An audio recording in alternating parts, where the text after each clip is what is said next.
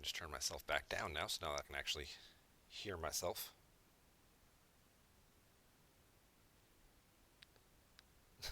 Good evening. Thank you very much for pointing that out, because this would have sucked if I had done the whole thing and then been like, "Where's my audio?" Without realizing that OBS for some reason wasn't picking up my microphone. So I appreciate the feedback.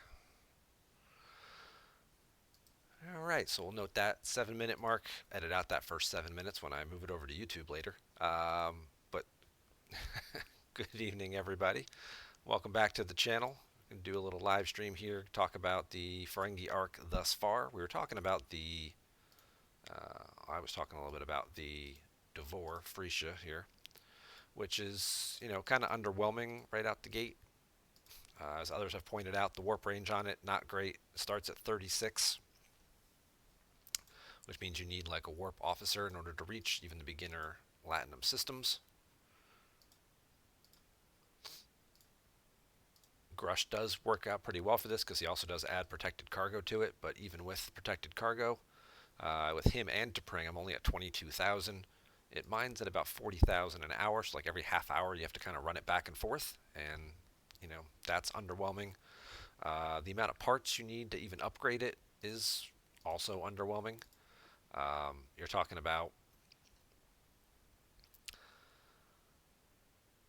3,500 parts, which is, at 100 parts a day, 35 days to get out of tier 1 and into tier 2, and then it's another, 40 or 50 days to move from tier 2 to tier 3. So, you know, you're almost 90 days straight out the gate to get it to a point where like your cargo's getting a little better, you can pull a better, some better runs and stuff off of it. Obviously the officers will help speed up the mining process, but I mean they're going to be fairly low level as well in terms of boosting the cargo, so they're not going to work out so well. So, uh, you know, is it nice? Are there events related to it? Yes. Are the bonuses good? It's some extra latinum, which is good for the G4 economy because you require so many common G4 resources that you can't keep up, and you often have to convert latinum to do it. Um, I wouldn't pay $100 for the ship though, and I certainly wouldn't pay $100 to get the pack to go with it, because that's of course they had to come right out with that right out of the gate, didn't they too? It's like, well, here's your new Devore, and then if you're tired of it sucking, well, here's a pack that you can buy that'll give you 20,000 parts, so you can go right to tier 4, which is when you start getting like 3,000 latinum a day and better parts and stuff like that, and it'll have a better warp range, and it's like you basically you sold me a clunker, and then you want me to pay extra to get it to actually just be, you know, normal. And no, not gonna do it. Not gonna do it. No, we're not gonna do it.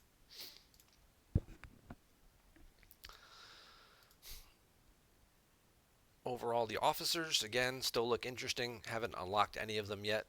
Haven't they haven't had an option to buy them, which I also thought was interesting. They haven't let people necessarily buy the officers. Usually there's something up where you can get them right away. No special recruit tabs or anything like that. So it seems like they wanted to do, hey, here's a Latinum based event, and we're going to make you spend real money, just like you would if you were dealing with the Ferengi. And then, just like dealing with the Ferengi, you're not really going to get a whole lot of benefit for it. So it's thematic. We like that. It's thematic. But you look at some of the events so far, and they've tried to do some thematic stuff with them. You know, we've got Quark's Test going on right now. This is your first auction event. There's one this weekend, and there's one the last weekend of the month. Spending resources to rank to get Quark shards. It was nice of them to point out to actually make the official announcement. We had heard it from other streamers. DJ had talked about it. Rev had talked about it. But they actually did make an official announcement in the announcements today about the Quark events and how there's two methods to get the 110 shards you need to unlock Quark. One is to buy the Elite Battle Pass, which gives you 33 shards. You finish the Battle Pass, you get the other 20 shards, and then you do all of the solo milestones to get the remaining 57. That equals 110 if you add those all up together. You just have to do the 3 solo milestones. Um, if you don't buy the Elite Battle Pass, that was the $99 one, you would have had to make up these 33 shards somewhere else. These would have come from the recruit leaderboards. There's 2 events this weekend and the last weekend of the month. You need to come up with 33 shards from that in order to do it. So 33 shards, let's see where that would mean you'd have to place. So if you placed in the top 5 in one of the 2 events, you get 47. That's more than enough to get you Quark.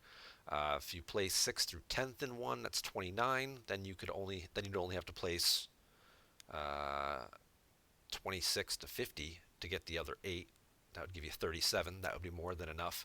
If you placed 11 through 25 twice, you'd get 30, and you'd be 3 short, which, then you'd have to get lucky with some Dabo pulls, because, there's like a 5% chance of getting, 6% chance of getting Quark shards. So if you did, 30 or 40 of these, maybe you get 3 shards out of it. I do like the Dabo mechanic, though. I don't know how you guys feel about it. I like it. I like anytime that there's they're giving you stuff through events. Um, they're giving you stuff through the battle pass, the regular resources and things like that, and then they're giving you credits to sort of pick your prize a little bit. I wish they're not going to, it's Scopely, so they're not just going to make this, uh, a chance of one of the 3 officers. They have to dilute it with these other 2 things. Um, you know, if it was just a chance at getting a shard or latinum, that would be great.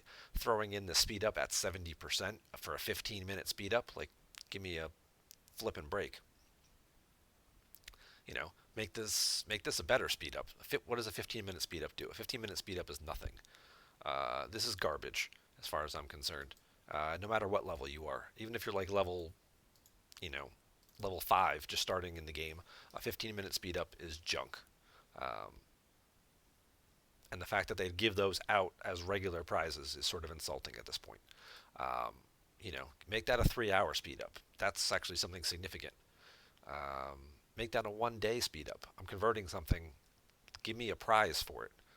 Don't just, here's a piece of junk, because, we don't want to give everything, good to you. So here's a booby prize. It's like playing the crane game with the kid, and you're just, stealing stuff. So, and you just keep getting, the piece of candy instead of the toy. It's like, well, I can get the candy so many other ways. So, yep, yeah, I agree with both you guys that anytime you get to pick your prizes, that's always good because it's what you need. If I need ore to build a building or upgrade a ship, like, there you go, it's right there. I can just go get the ore I need. If I need, I am, as you can see from doing some upgrades today, I have no tritanium or dilithium. So this would be great. Be like, okay, instead of having an event, where it's, oh, here's a bunch of par steel. It's like, well, I got 30 billion par steel. I don't really need that right now. So, but yeah, to get to, you know, score in Quark's test here, obviously you had to spend, this is spend materials, spend a whole bunch of stuff. So I was sitting on 2 upgrades, 2 key upgrades. So one of them was my auger, which, yes, even at 43, I'm still using just because it is so much more cost effective. I would love to use my Kelvin all the time and run around and kill stuff with it, but the Kelvin, a hull repair at tier 4 costs like 30 million tritanium to repair it, whereas a full hull on like a tier 6 auger is like 300,000 tritanium. Um, so yeah, I use my G3 resources, been saving them for a while. Got that uh, armor upgrade at tier 6, which is like, normally it's about 8,000. 8,500, I think, is the number in STFC space. Uncommon ore to upgrade the armor. With research, I was able to get that down to about 7,600, 75, 7,600. So that gave me a great start on this event, big, huge jump start. And then the other thing that I was able to do between all the events, the jellyfish brawl and stuff that we had earlier in the week, just stockpiled gas. I was able to do my R&D department, get that to 43 finally. So that would also trigger a whole bunch more of other buildings that I'm allowed to start upgrading, because this is a nice big roadblock. You get the ops to 43, and it's like, okay, we'll get the academy up, and then it's do the R&D building like it always is. But this cost almost 11,000 G4 uncommon gas, and that's a lot. That is a lot of gas. So I had to save up for a little while.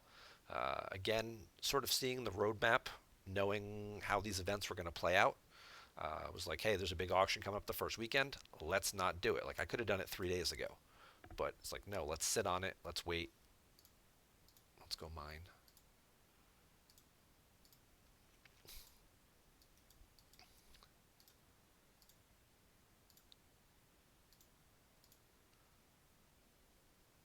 Yeah. So now we just gotta get the level up. And what better way to do that than get some rep up at the same time, kill some stuff in Taiga Core. The best system in the game for farming Federation rep, and quite frankly, Romulan rep for a while too.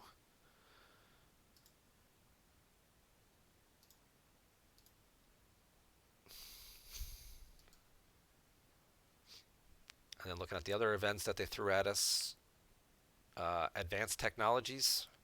This is, hey, why don't you buy something else from us?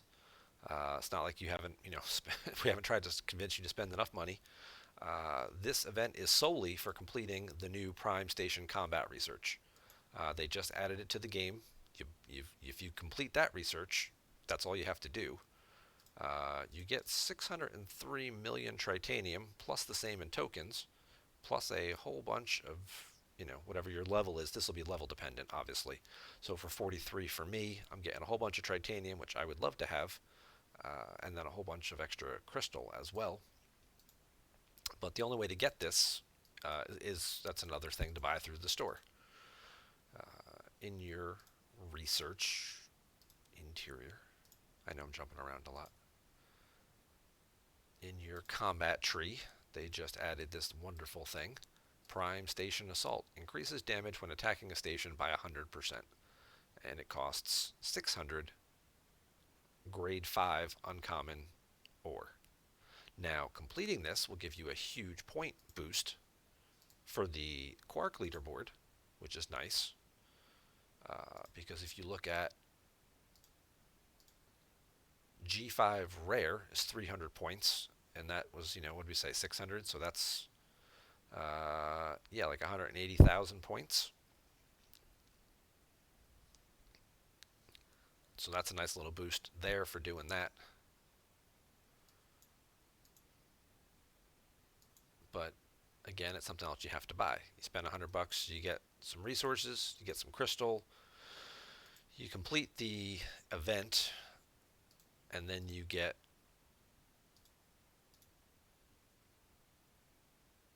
100% more damage when attacking a station, which in the grand scheme of things actually isn't that big, because it's added on to the beginning onto base damage, and we never really, uh, you know, when they do the math that way, it doesn't work out so well for the players.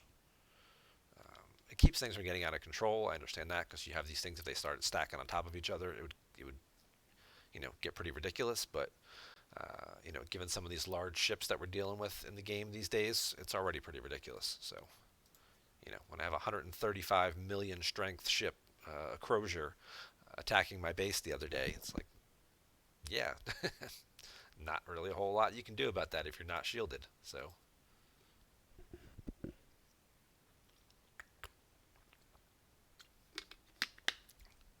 I do find that ironic, Olympus there, that yes, they did not release Dry Dock G initially, because they didn't want that to be a way to sort of spend extra resources, and that it would inflate or skew the results. But yes, that was another thing that, buy a ship, buy a dry dock to put it at, then buy a new prime research to complete an event. Yeah, plus buy a battle pass. It's just like uh, we know you're getting a lot of our money already. A lot of players are still spending pretty regularly on this game. And the first thing right out the gate with, hey, here's a new arc that you all thought you were getting Deep Space Nine, but fooled you. We're holding that off until summertime. And here's a Ferengi arc, and yeah, the content itself isn't very exciting, and all of the features that you'd really enjoy getting out of it are all things we'd want you to pay for, except the ship. You could scrap your old Devore and get the ship. Yes, you can. That was that was them being, benevolent there. Benevolent. Yeah. Yeah. So right now we're just trying to farm, trying to get the level up here on the old auger.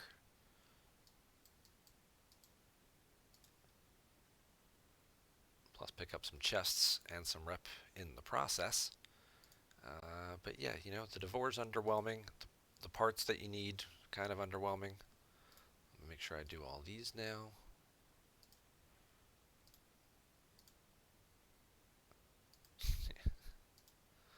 Three chests, all common. Three chests, all common, a couple of rare. God, I hate the refinery sometimes.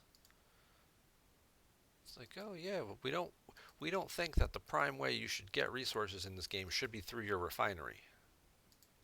Then why have it? Why have it? Why force us to level it up all the time?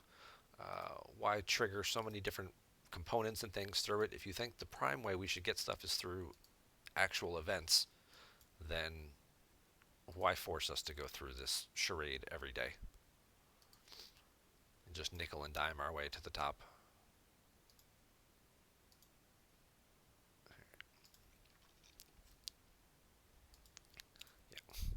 As far as Dry Dock G, mine's currently up to 23, and so far it has cost me nothing except for par steel and uh, titanium.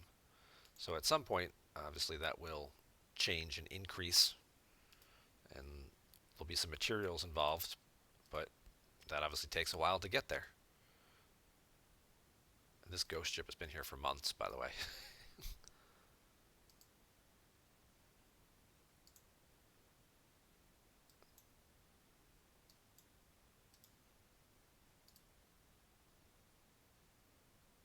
Let's see if I still have that. I've killed a lot of stuff in the last day or two.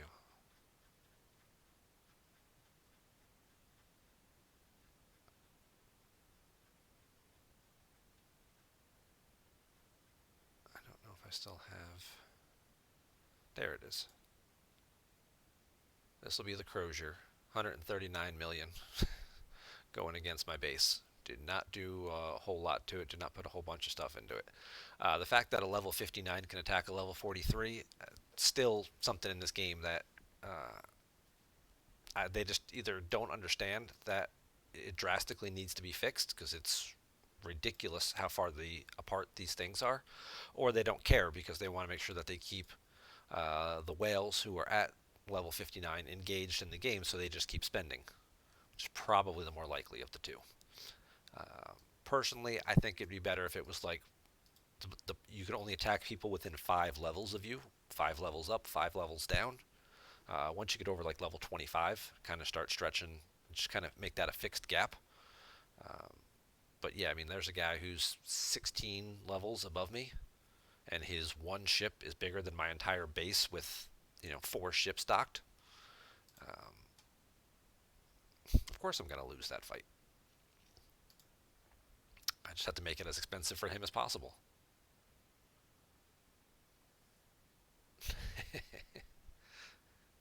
Yeah, it's weird because it moves too. Like it's not always in that exact spot. Sometimes it's like it's up here, and you're like, oh, what's this ship? And you're like, how did it get up here?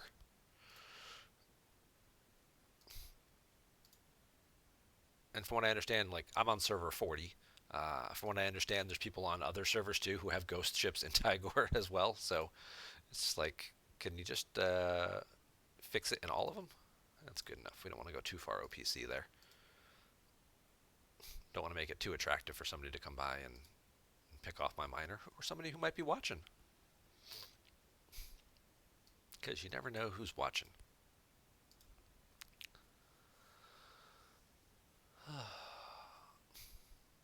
As I mentioned, you can the Dabo in the event store.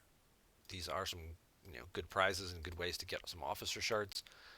There is an event later in the month, so I'm trying to save those as long as possible because there is an event later in the month that requires getting officer shards.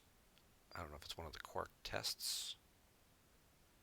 Spending, accumulating power, killing stuff. Here we go.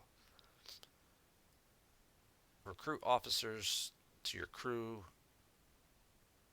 Yeah, so there's recruiting the Ferengi. This is an alliance leaderboard that takes place midweek. There's 2 of those there. And then that's also going to involve another mining event using. Yeah, with you can still earn progress without either one. You'll probably get like a 2 times benefit to your mining bonus if you have either Fess or Arak. But there is this recruit event leaderboards here. 16th. What's that, like Wednesday? Valentine's Day is Monday, Tuesday, Wednesday. Yeah, so Wednesday, Thursday, you'll have these recruit events. So it's also why I haven't cashed in the bottom half of my battle pass yet. I haven't done any of these yet because there's some officer shards in here that'll probably be up to about here on by then. So that'll give a nice big chunk to points for my alliance to help out as well. I would personally recommend, if you can, hold off not doing that, not cashing in your Dabo stuff until midweek when that event happens.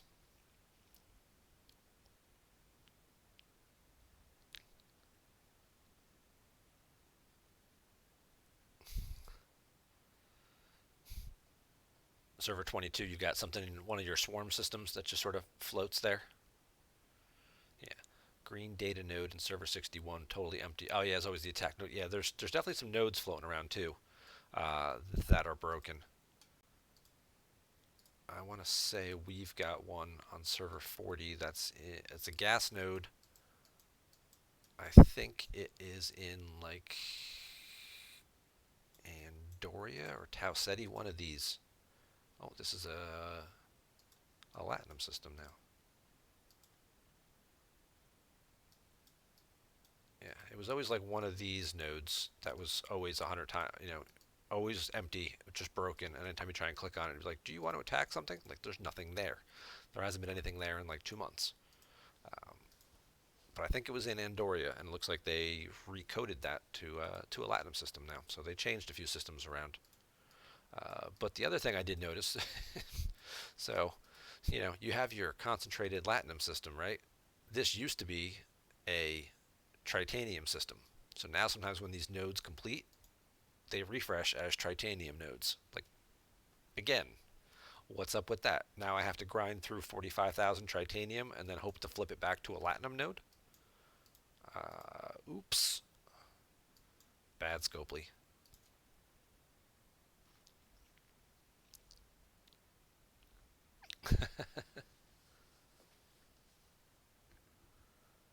Oh, you're on server 22, which is called Swarm. Yeah. 3 floating ships at 10 o'clock and 12 o'clock. Yep. All right, so that was 1 level we just got. We're up to 31 already. That didn't change.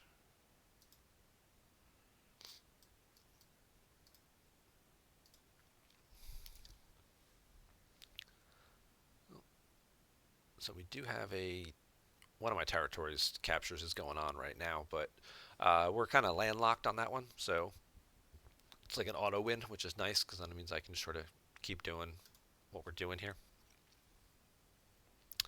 The 139 million strength ship that I showed you, the particular player who owns that, BSB, Big Shot Brian,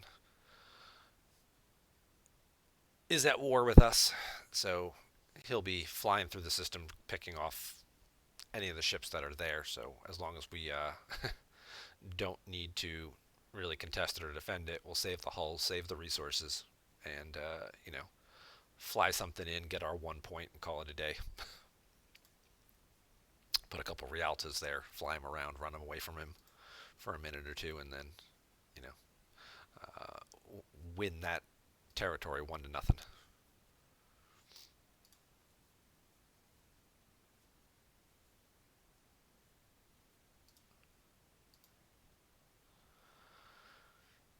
This is definitely a lackluster arc. You didn't give us the amalgam. Instead, you gave us a Devore that kind of stinks right out the gate. We have to work for the officers, who really only benefit the Devore.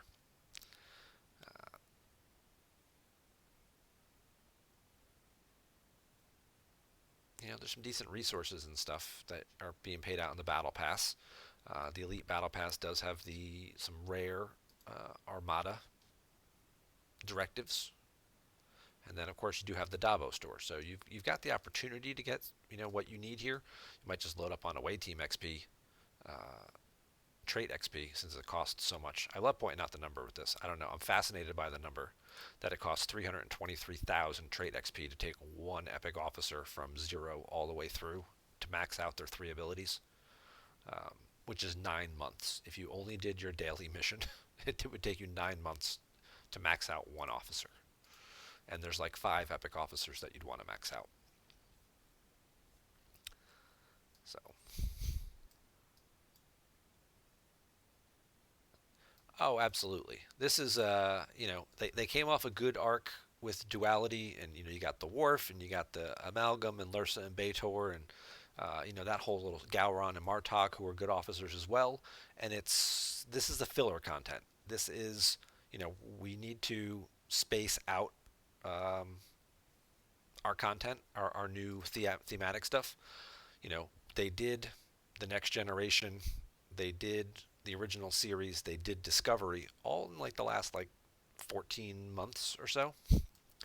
So now it's like, well, we can't just do Deep Space Nine, Voyager, and Enterprise, and then it's like, well, then we're done. We get what, lower decks, and that's it. So now you're going to kind of have to do, Deep Space Nine this year, and it really would not surprise me to see Voyager in 2023. I don't know what they'll do at the end of the year. Maybe they'll do another Borg thing. Maybe they'll introduce a new arc with, if they do Deep Space Nine and then they follow it up with a Cardassian themed thing or a Jem'Hadar kind of themed thing.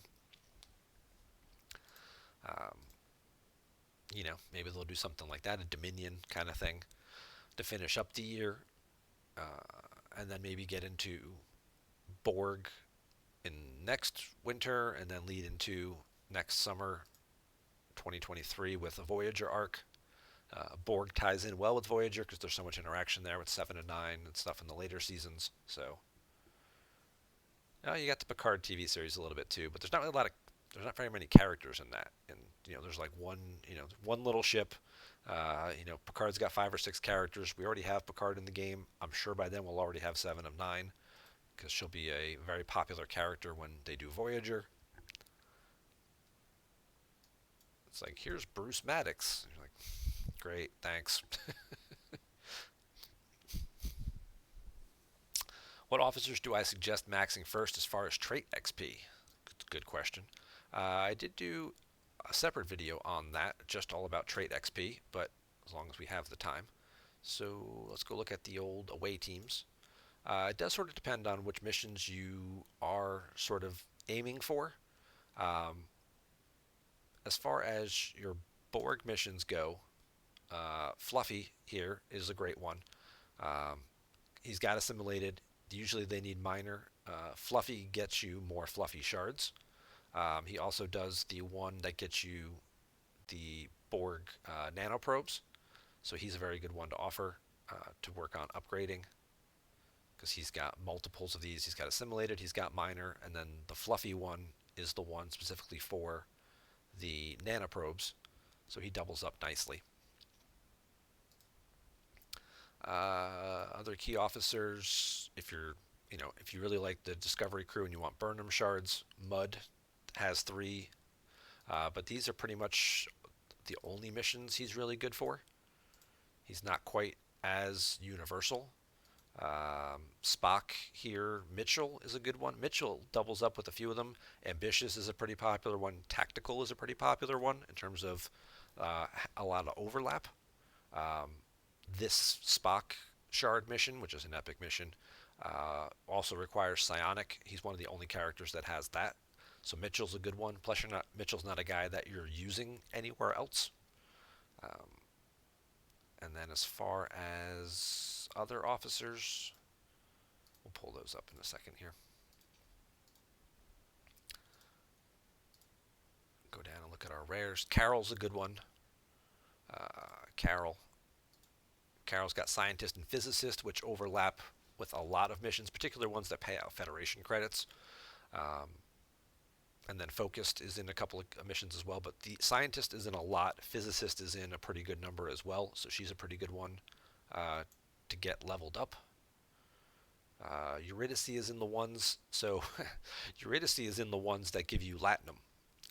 Used to be a pretty good priority because you want to getting these big chunks of like 9 or 10,000 Latinum at a time.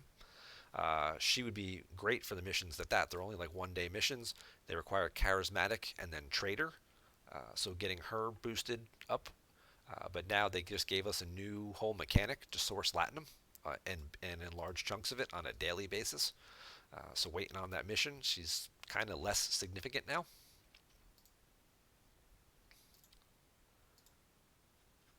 Who else we got down here? Kang, Charvinik, Marcus. They have quite a few stats, but more often than not, you don't want to send these guys on away missions because you need them for PvP. Same thing with Khan. Khan has got a couple.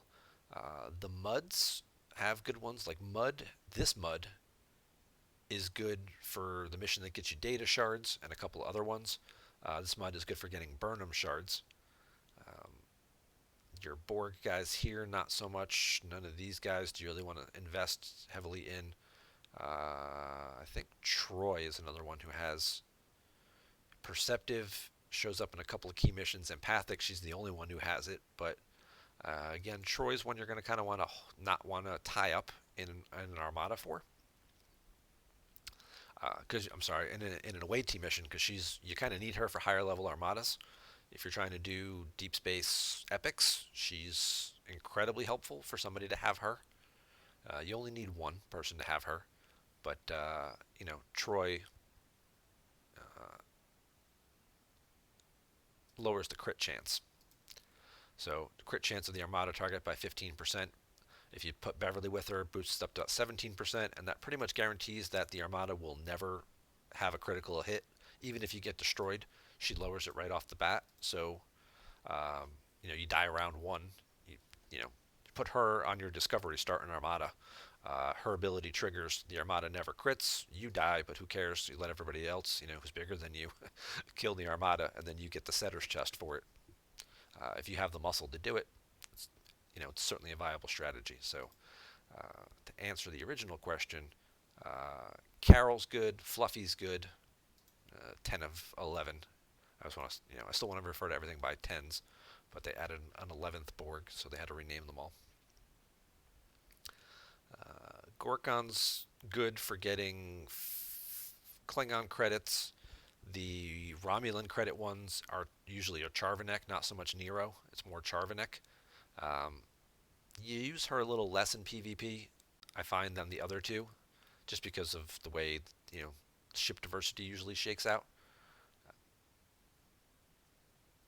Yeah, once you get to the epic and unlock the epics at level 35, it kind of shifts things a little bit. Early on, it's Carol's a big one. Um,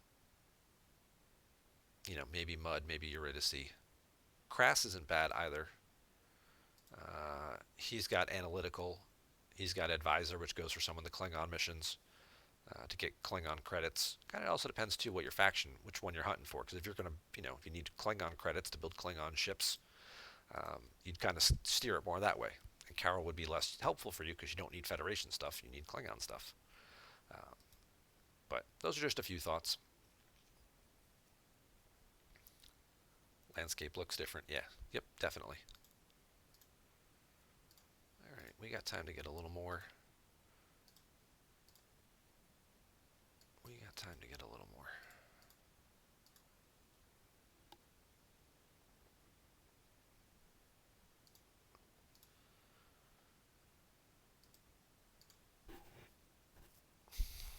Almost a 50.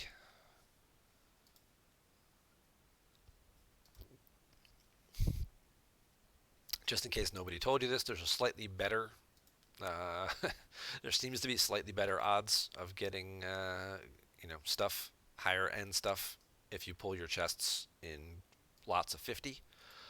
Somebody explained it to me that there's like a fractional chance every time you open a chest. So if you open a lot of them at once, some of those fractions become whole numbers, and then it improves your drop rates.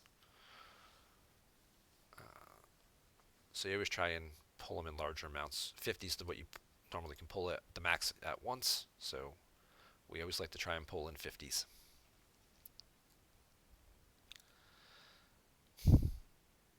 Q Continuum would be interesting to see how they fit that arc in there. I can't imagine what uh, officer ability, captain ability they would give Q. It would have to be something that would mess with your opponent's officers, since that's the nature of the character, right? Something that you know cancel your opponent's captain's ability. It's like your captain's ability is specifically done to cancel theirs. Like that would be uh, that would be thematically funny, and it's certainly something Scopely would could consider doing. I don't know if they feel like that would piss off too many of their higher level players. But yeah, because now what's that? Oh yeah, your ops 43, and you're just gonna park Q on a little ship in your station, and then just any time anybody comes attacking your base, you're just like, yeah, no captain's ability for you. Thanks for playing. That would be hysterical.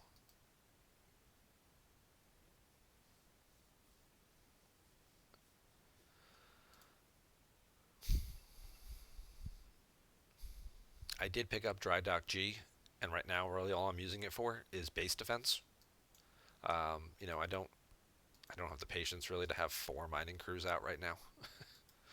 Um, so this is strictly for base defense, and it's Tilly. If you're not familiar with Tilly, start of combat, she decreases their shield health by 30% of its starting value when you have it. It's 10% naturally, and then you just pair her up with 2 other officers to make it 30%. So the instant that attack happens, they've already lost 30% of their shields. So now you've got a much better chance of getting their shields lower, getting more damage through, making that base defense survive uh, survive the attack.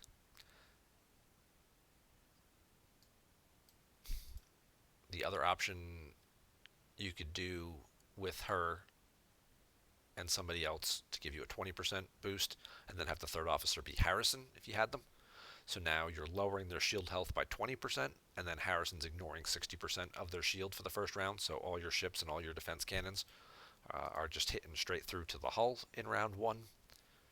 Quite a bit more, 60%, lowering the shield mitigation down quite a bit. You're putting a lot of hull damage on the ship right away, while all your defense platforms and everything are still up.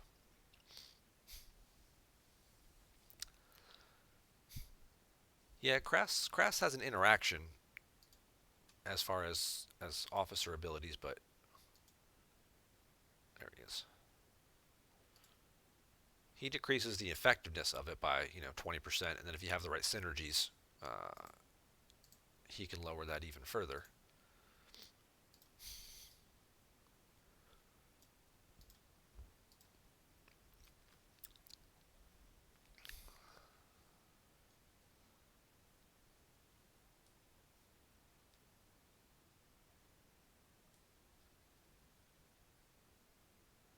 But if it was, obviously you have to have him paired with other officers to do it, and everybody else in his little group, they're all common or uncommon officers. They have some interesting stats for sure, but they're not. I'm sorry, interesting skills, but like stat wise, they're all pretty weak.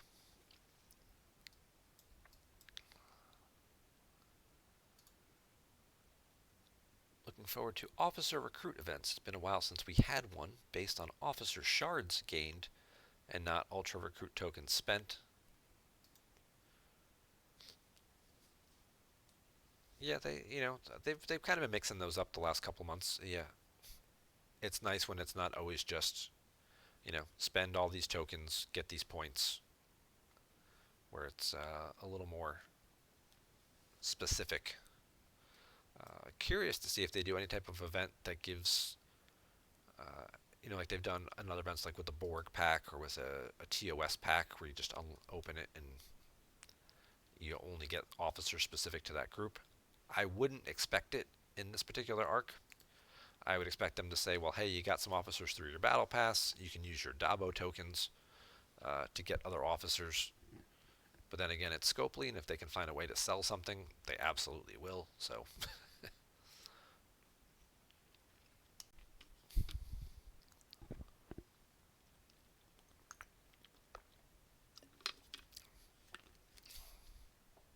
overall, this particular arc, yeah, it's underwhelming. But maybe that, like we said, like we were talking about earlier, uh, it's just a good way to kind of bring things back down, lower our expectations. So that way, when we do get Deep Space Nine, which will probably be coming now in May, we'll feel better about it. We'll be like, yes, thank you. Okay, this is awesome. This is what we wanted. And then we'll be all happy again. Um, hopefully, too many people don't quit between now and then. I've already seen a handful of players in various alliances be like, yeah, all right, I'm taking some time off. Come empty out my base. Come take all my stuff. I'll be back in a couple months and see what the next arc is, because this one is not giving me any of the feel goods. All right, we got time to get one more Latinum run in here. There we go. That's fine. Hey, 50. All right, let's see what we get here. Some 12-hour speed ups.